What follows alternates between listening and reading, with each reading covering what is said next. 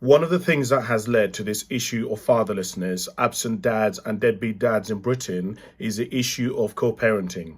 Hi, my name is Kasim, and for the last year I've been doing research into the social and psychological reasons that lead to fatherlessness in Britain, deadbeat dads, and basically I've been wanting to know why some fathers abandon their children. And so you have to understand that many people don't realize that prior to the Industrial Revolution, when a couple split up and got divorced, which was very rare anyway, but when they did, the child or the children actually ended up with the father.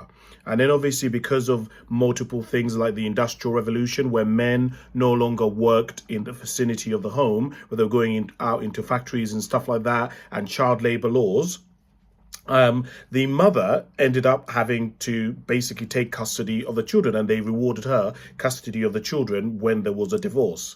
And so you have to understand that today, I mean, talking about 2025, if a couple splits up, there is essentially three options that they have. Either the child lives with the mother, the child lives with the father, or so this is where you get custody. Who's going to get full custody of the child, or 50-50? Or the other option is that the child lives and works and moves between and is parented by two parents.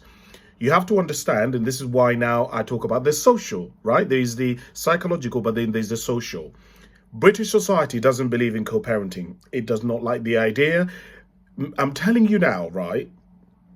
People don't like the idea of two people who are split up, who've moved on, who have different families, going and taking the kids to school and going to parents' evening and going and doing the shopping together. People don't like it, especially new partners. I spend a huge amount of my book talking about new partners because one of the activators of conflict in relationships, you tend to find that a lot of men and women, fathers and mothers, after they split up, things are actually all right. They're co-parenting.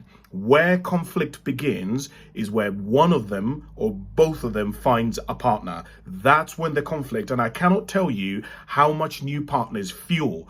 There are people who, when they get a new partner, they'll say, I don't like the fact that you're co-parenting with your ex-wife or your new husband. Why are you seeing them? What do you mean you lot are going shopping together? So this issue of co-parenting, I've got to tell you, is the reason why a lot of fathers aren't in the children's lives is because new partners, as well as the fact that society as a whole does not like people co-parenting. They don't like people splitting up and then playing happy families. So that's the reason.